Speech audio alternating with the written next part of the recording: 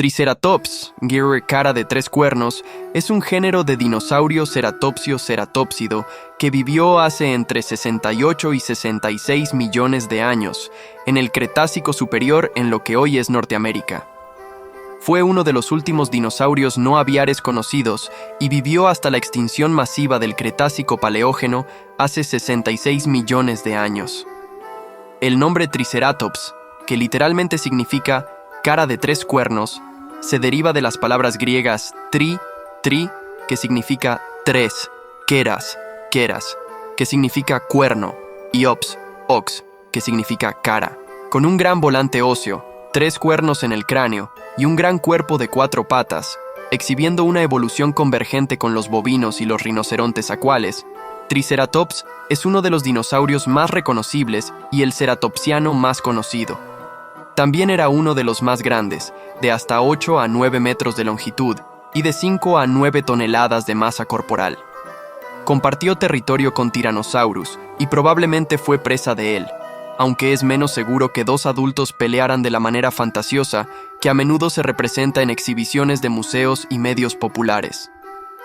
Las funciones de los volantes y los tres distintivos cuernos faciales de su cabeza han inspirado innumerables debates.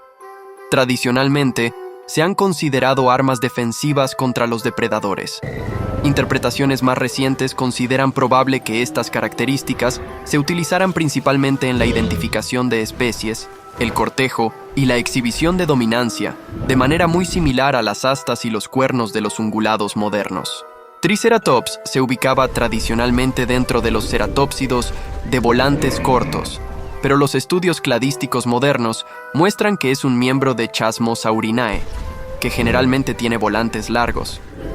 Hoy en día se consideran válidas dos especies, T. horridus y T. prorsus. Sin embargo, a lo largo de la historia se han nombrado 17 especies diferentes. Una investigación publicada en 2010 concluyó que Torosaurus contemporáneo, un ceratópsido considerado durante mucho tiempo como un género separado, representa a Triceratops en su forma madura. Esta opinión todavía ha sido muy controvertida y se necesitan muchos más datos para resolver este debate en curso. Triceratops ha sido documentado por numerosos restos recolectados desde que el género fue descrito por primera vez en 1889 por el paleontólogo estadounidense Othniel Charles Marsh. Se han encontrado especímenes que representan etapas de la vida desde la cría hasta la edad adulta. Como ceratopsiano arquetípico, Triceratops es uno de los dinosaurios más queridos y populares y ha aparecido en numerosas películas, sellos postales y muchos otros tipos de medios. El primer espécimen fósil nombrado ahora atribuido a Triceratops es un par de cuernos en las cejas unidos al techo de un cráneo que fueron encontrados por George Lyman Cannon cerca de Denver, Colorado, en la primavera de 1887. Este espécimen fue enviado a Othniel Charles Marsh, quien creía que la formación de la que procedía databa del Plioceno y que los huesos pertenecían a un bisonte particularmente grande e inusual, al que llamó Bison alticornis. Se dio cuenta de que había dinosaurios con cuernos al año siguiente, cuando publicó el género Ceratops a partir de restos fragmentarios, pero todavía creía que B. alticornis era un mamífero del Plioceno. Fue necesario un tercer cráneo, mucho más completo, para cambiar de opinión por completo. Aunque no se pueden asignar de forma confidencial, los fósiles que posiblemente pertenezcan a Triceratops fueron descritos como dos taxones, Agataumas silvestris y Pollionax mortuarius, en 1872 y 1874, respectivamente, por el archirrival de Marsh, Edward Drinker Cope. Agataumas fue nombrado basándose en una pelvis, varias vértebras y algunas costillas recolectadas por Fielding Bradford Meek y Henry Martin Bannister cerca del río Green en el sureste de Wyoming a partir de capas provenientes de la formación Lance de Maastrichtiano. Debido a la naturaleza fragmentaria de los restos, solo se puede asignar con seguridad a Ceratopsidae. Pollionax mortuarius fue recolectado por el propio Cope en 1873 en el noreste de Colorado, posiblemente proveniente de la formación Denver del Maastrichtiano. Los fósiles solo consistían en núcleos de cuernos fragmentados. 3 vértebras dorsales y elementos fragmentarios de extremidades. Polionax tiene el mismo problema que Agataumas, ya que los restos fragmentarios no se pueden asignar más allá de Ceratopsidae. El holotipo de Triceratops, IPM 1820, fue recolectado en 1888 de la formación Lance de Wyoming por el cazador de fósiles John Bell Hatcher, pero Marsh describió inicialmente este espécimen como otra especie de Ceratops. El vaquero Edmund B. Wilson se sorprendió al ver un cráneo monstruoso asomando por la pared de un barranco. Intentó recuperarlo lanzando un lazo alrededor de uno de los cuernos. Cuando se rompió y el cráneo cayó al fondo de la hendidura, Wilson le llevó el cuerno a su jefe. Su jefe era el ranchero y ávido coleccionista de fósiles Charles Arthur Guernsey, quien casualmente se lo mostró a Hatcher. Posteriormente, Marsh ordenó a Hatcher que localizara y rescatara el cráneo. El holotipo recibió por primera vez el nombre de Ceratops horridus. Cuando una mayor preparación descubrió el tercer cuerno nasal, Marsh cambió de opinión y le dio a la pieza el nuevo nombre genérico Triceratops, literalmente cara de 3 cuernos, aceptando su Bison alticornis como otra especie de Ceratops. Sin embargo, más tarde se añadiría a Triceratops. La naturaleza robusta del cráneo del animal ha garantizado que muchos ejemplos se hayan conservado como fósiles, lo que ha permitido estudiar las variaciones entre especies e individuos.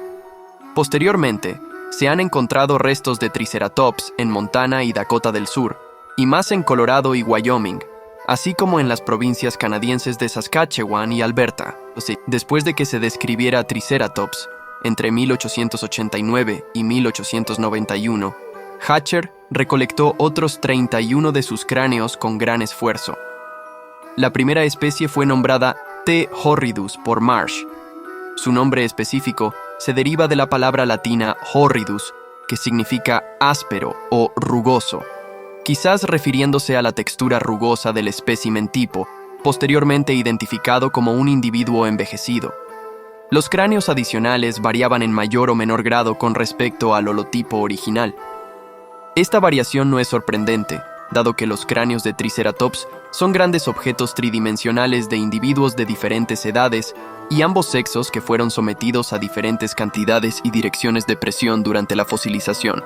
En el primer intento de comprender las numerosas especies, Richard Swan Lull encontró 2 grupos, aunque no dijo cómo los distinguía. Un grupo compuesto por T. horridus, T. prorsus y T. brevicornus, el de cuernos cortos. El otro compuesto por T. elatus y T. calicornis. 2 especies, T. serratus y T. flavellatus, se destacaron de estos grupos. En 1933, junto con su revisión de la histórica monografía de Hatcher Marsh Lull de 1907 sobre todos los ceratopsianos conocidos, conservó sus 2 grupos y 2 especies no afiliadas, con un tercer linaje de T. obtusus y T. hatcheri, Hatchers, que fue caracterizado por un cuerno nasal muy pequeño. T. horridus T. prorsus. Ahora se pensaba que Brevicornus era el linaje más conservador, con un aumento en el tamaño del cráneo y una disminución en el tamaño del cuerno nasal. T. elatus T. calicornis se definió por tener grandes cuernos en las cejas y pequeños cuernos nasales. Charles Mortram Sternberg hizo una modificación añadiendo T. euricephalus, el de cabeza ancha, y sugiriendo que vinculaba los linajes segundo y tercero más estrechamente que con el linaje de T. horridus. Con el tiempo, la idea de que los diferentes cráneos podrían ser representativos de la variación individual dentro de una o 2 especies ganó popularidad. En 1986, John Ostrom y Peter Wellenhofer publicaron un artículo en el que proponían que solo existía una especie, Triceratops horridus. Parte de su razonamiento fue que generalmente solo hay 1 o 2 especies de animales grandes en una región. A sus hallazgos, Thomas Lehman añadió los antiguos linajes Lull-Sternberg, combinados con madurez y dimorfismo sexual, lo que sugiere que T. horridus T. prorsus T. brevicornus estaba compuesto por hembras. El linaje T. calicornis, T. elatus, estaba formado por machos y el linaje T. obtusus, T.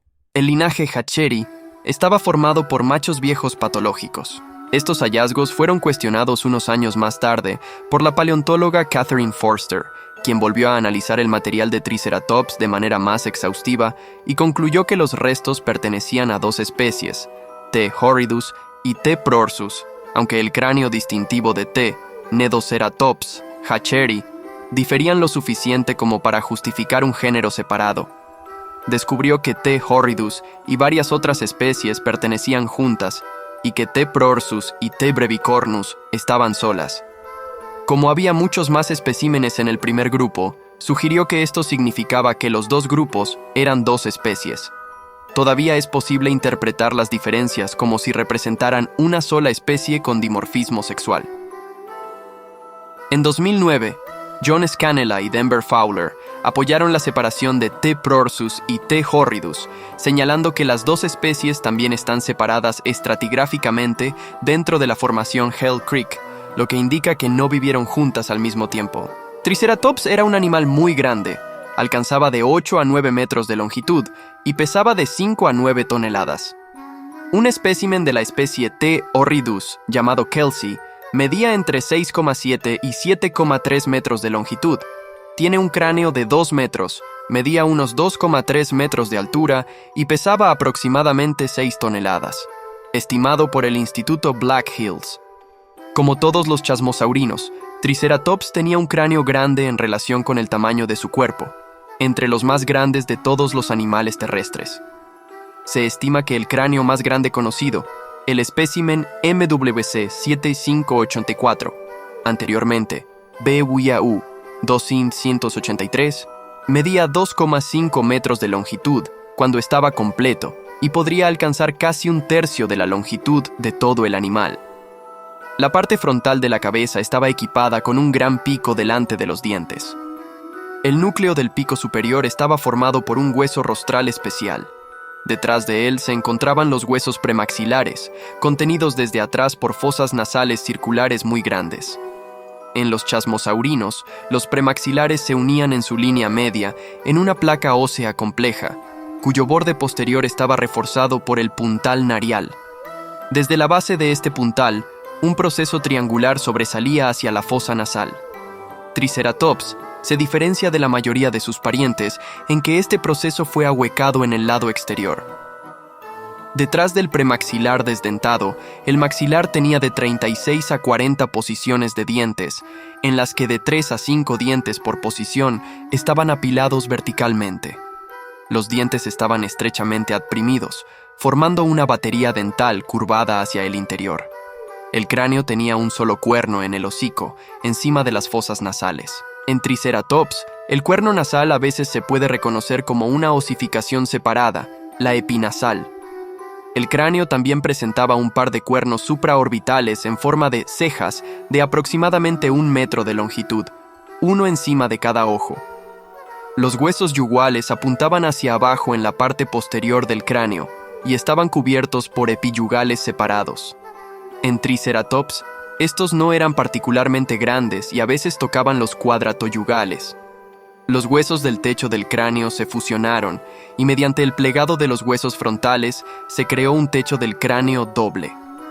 En Triceratops, algunos ejemplares muestran una fontanela, una abertura en la capa superior del techo. La cavidad entre las capas invadió los núcleos óseos de los cuernos de las cejas. En la parte posterior del cráneo, los huesos escamosos externos y los huesos parietales internos se convirtieron en una cresta ósea relativamente corta, adornada con epoccipitales en especímenes jóvenes. Se trataba de procesos triangulares bajos en el borde del volante que representaban osificaciones cutáneas separadas u osteodermos. Normalmente, en los especímenes de Triceratops hay 2 epoccipitales presentes en cada hueso parietal, con un proceso central adicional en su borde. Cada hueso escamoso tenía 5 procesos. La mayoría de los otros ceratópsidos tenían grandes fenestras parietales, aberturas en sus volantes, pero los de Triceratops eran notablemente sólidos, a menos que el género Torosaurus represente individuos maduros de Triceratops, lo cual probablemente no es así. Debajo del volante, en la parte posterior del cráneo, un enorme cóndilo occipital, de hasta 106 milímetros de diámetro, conectaba la cabeza con el cuello. Las mandíbulas inferiores eran alargadas y se unían en sus puntas en un hueso epidentario compartido, el núcleo del pico inferior desdentado. En el hueso dentario, la batería de dientes se curvaba hacia el exterior para encontrarse con la batería de la mandíbula superior. En la parte posterior de la mandíbula inferior, el hueso articular era excepcionalmente ancho, coincidiendo con el ancho general de la articulación de la mandíbula.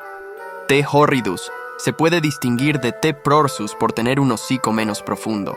Los chasmosaurinos mostraron poca variación en su esqueleto postcraneal.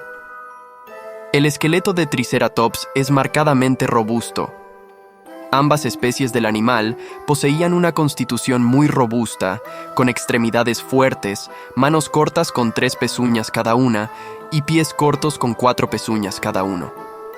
La columna vertebral constaba de 10 vértebras del cuello, 12 de la espalda, 10 sacras y unas 45 de la cola. Las vértebras anteriores del cuello se fusionaron en un cincervical. Tradicionalmente, se suponía que esto incluía las 3 primeras vértebras, lo que implicaba que el atlas más frontal era muy grande y lucía una espina neural. Interpretaciones posteriores revivieron una antigua hipótesis de John Bell Hatcher de que, en la parte frontal, se puede observar un vestigio del atlas real. El cincervical entonces constaba de 4 vértebras. El recuento de vértebras mencionado se adapta a esta visión. En Triceratops, las espinas neurales del cuello tienen una altura constante y no se inclinan gradualmente hacia arriba. Otra peculiaridad es que las costillas del cuello recién comienzan a alargarse con la 9ª vértebra cervical. Las vértebras más bien cortas y altas de la espalda estaban en su región media, reforzadas por tendones osificados que recorrían la parte superior de los arcos neurales. El sacro recto era largo, y los individuos adultos muestran una fusión de todas las vértebras sacras. En Triceratops, los primeros 4 y los 2 últimos sacros tenían procesos transversales que conectaban la columna vertebral con la pelvis, que estaban fusionados en sus extremos distales. Los sacros 7 y 8 tenían procesos más largos, lo que hacía que el sacro tuviera un perfil ovalado en la vista superior. En la parte superior del sacro estaba presente una placa neural formada por una fusión de las espinas neurales de la 2ª a la 5ª vértebras. Triceratops tenía una pelvis grande con un ilion largo. El isquion estaba curvado hacia abajo. El pie era corto con 4 dedos funcionales. Aunque ciertamente son cuadrúpedos, la postura de los dinosaurios con cuernos ha sido durante mucho tiempo objeto de debate. Originalmente se creía que las patas delanteras del animal debían estar extendidas en un ángulo considerable con respecto al tórax para poder soportar mejor el peso de la cabeza. Esta postura se puede ver en pinturas de Charles Knight y Rudolf Salinger. La evidencia ignológica en forma de huellas de dinosaurios con cuernos y reconstrucciones recientes de esqueletos, tanto físicos como digitales, parecen mostrar que Triceratops y otros ceratópsidos mantuvieron una postura erguida durante la locomoción normal, con los codos flexionados hacia atrás y ligeramente arqueados hacia afuera, en un estado intermedio entre completamente erguido y completamente extendido, comparable al rinoceronte moderno. Las manos y los antebrazos de Triceratops conservaron una estructura bastante primitiva en comparación con otros dinosaurios cuadrúpedos, como los tireóforos y muchos saurópodos. En esos 2 grupos, las extremidades anteriores de las especies cuadrúpedas generalmente se rotaban de modo que las manos miraban hacia adelante y las palmas hacia atrás, pronadas, mientras los animales caminaban. Triceratops, al igual que otros ceratopsianos y ornitópodos cuadrúpedos relacionados que juntos forman el cerapoda, caminaba con la mayoría de los dedos apuntando hacia afuera y lejos del cuerpo, la condición original de los dinosaurios. Esto también lo conservaron las formas bípedas, como los terópodos. En Triceratops, el peso del cuerpo lo soportaban solo los 3 primeros dedos de la mano, mientras que el 4º y 5º dedo eran vestigiales y carecían de garras o pezuñas. Se conoce piel conservada de Triceratops. Esta piel consta de grandes escamas, algunas de las cuales superan los 100 milímetros de ancho, que tienen proyecciones cónicas que se elevan desde su centro.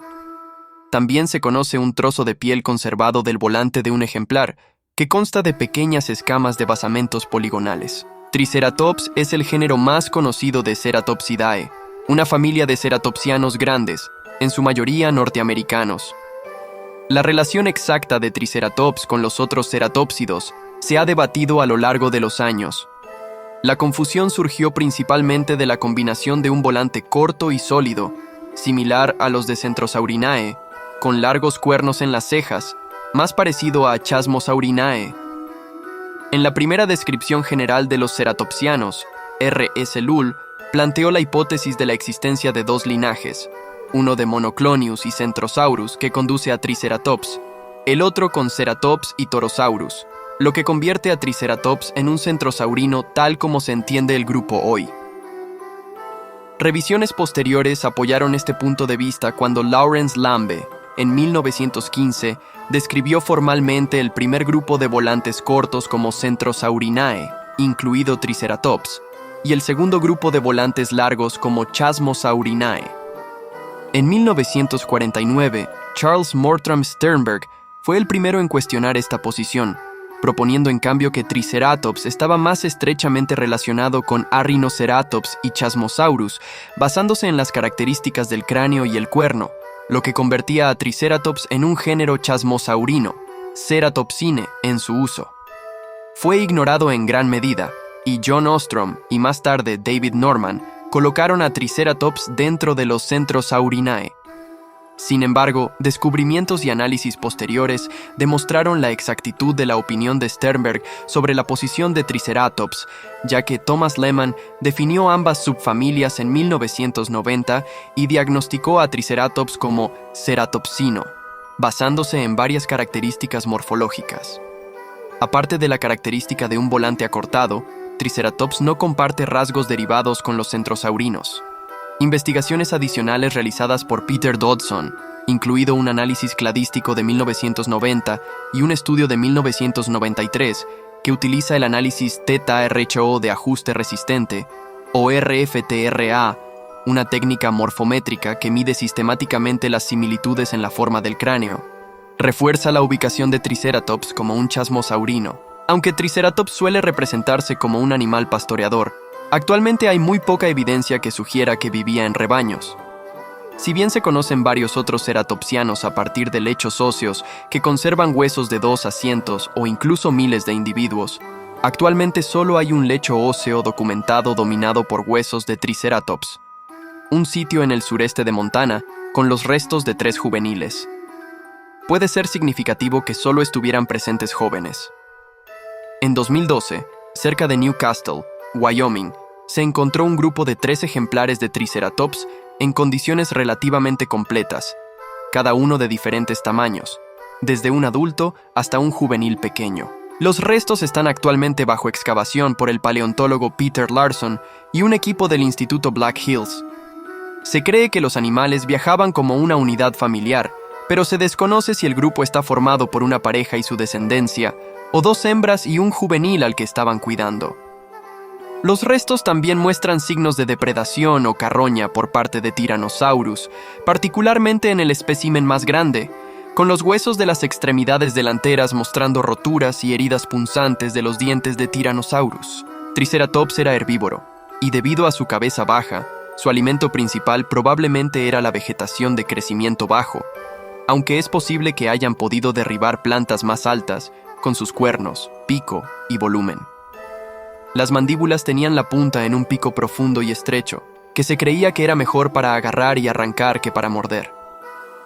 Los dientes de Triceratops estaban dispuestos en grupos llamados baterías, que contenían de 36 a 40 columnas de dientes en cada lado de cada mandíbula y de 3 a 5 dientes apilados por columna, dependiendo del tamaño del animal.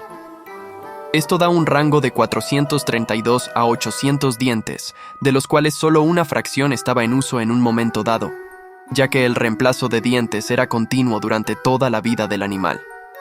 El gran tamaño y los numerosos dientes de Triceratops sugieren que comían grandes volúmenes de material vegetal fibroso. Algunos investigadores sugieren que comía palmeras y cícadas, y otros sugieren que comía helechos, que crecían en las praderas. Se ha especulado mucho sobre las funciones de los adornos para la cabeza de Triceratops. Las dos teorías principales han girado en torno al uso en combate y en exhibiciones de cortejo, y ahora se cree que esta última es la función principal más probable. Al principio, Lull postuló que los volantes podrían haber servido como puntos de anclaje para los músculos de la mandíbula, para ayudar a masticar al permitir un mayor tamaño y potencia de los músculos. Otros autores han propuesto esto a lo largo de los años, pero estudios posteriores no encuentran evidencia de grandes inserciones musculares en los huesos del volante. Durante mucho tiempo, se pensó que Triceratops utilizaba sus cuernos y volante en combate contra grandes depredadores, como Tyrannosaurus. La idea fue discutida por primera vez por Charles H. Sternberg en 1917 y 70 años después por Robert Bakker. Hay evidencia de que Tyrannosaurus tuvo encuentros frontales agresivos con Triceratops, según las marcas de dientes Tyrannosaurus parcialmente curadas en el cuerno de la frente de Triceratops. El paleontólogo Peter Dodson estima que, en una batalla, Triceratops tenía la ventaja y se defendería con éxito infligiendo heridas mortales a Tyrannosaurus con sus afilados cuernos. También se sabe que Tyrannosaurus se alimentaba de Triceratops, como lo demuestra el ilion y el sacro de Triceratops, con muchas marcas de dientes de Tyrannosaurus. Además del combate contra depredadores usando sus cuernos, se muestra popularmente a Triceratops enfrentándose entre sí en combate con los cuernos entrelazados. Si bien los estudios muestran que dicha actividad sería factible, aunque a diferencia de la de los animales con cuernos actuales, hay desacuerdos sobre si lo hicieron. Aunque las picaduras, los agujeros, las lesiones y otros daños en los cráneos de Triceratops y los cráneos de otros ceratópsidos a menudo se atribuyen al daño de los cuernos en combate. Un estudio en 2006 no encuentra evidencia de que las lesiones por empuje de los cuernos causen estas formas de daño, sin evidencia de infección o curación. En cambio, se sugieren como causas una resorción ósea no patológica o enfermedades óseas desconocidas. Un estudio más reciente comparó las tasas de incidencia de lesiones craneales y reacción perióstica en Triceratops y Centrosaurus, mostrando que eran consistentes con el hecho de que Triceratops usaba sus cuernos en combate y el volante se adaptaba como estructura protectora, mientras que las tasas de patología más bajas en Centrosaurus pueden indicar un uso visual durante más tiempo, uso físico de ornamentación craneal o una forma de combate centrada en el cuerpo en lugar de la cabeza. En 2006, se publicó el primer estudio ontogenético extenso de Triceratops en la revista Proceedings of the Royal Society. El estudio, realizado por John R. Horner y Mark Goodwin, encontró que los individuos de Triceratops podrían dividirse en 4 grupos ontogenéticos generales: bebés, juveniles, subadultos y adultos. De un total de 28 cráneos estudiados, el más joven medía solo 38 centímetros de largo. 10 de los 28 cráneos se podrían colocar en orden en una serie de crecimiento, uno representando cada edad. Se descubrió que cada una de las 4 etapas de crecimiento tenía características identificativas. Se descubrieron múltiples tendencias ontogenéticas, incluida la reducción del tamaño de los epoccipitales, el desarrollo y reorientación de los cuernos postorbitales y el ahuecamiento de los cuernos. Torosaurus es un género de ceratópsidos identificado por primera vez a partir de un par de cráneos en 1891, 2 años después de la identificación de Triceratops por Othniel Charles Marsh. El género Torosaurus se parece a Triceratops en edad geológica, distribución, anatomía y tamaño, por lo que ha sido reconocido como un pariente cercano. Sus características distintivas son un cráneo alargado y la presencia de 2 fenestras ovulares en el volante. Los paleontólogos que investigan la ontogenia de los dinosaurios en la formación Hell Creek de Montana han presentado recientemente evidencia de que los 2 representan un solo género.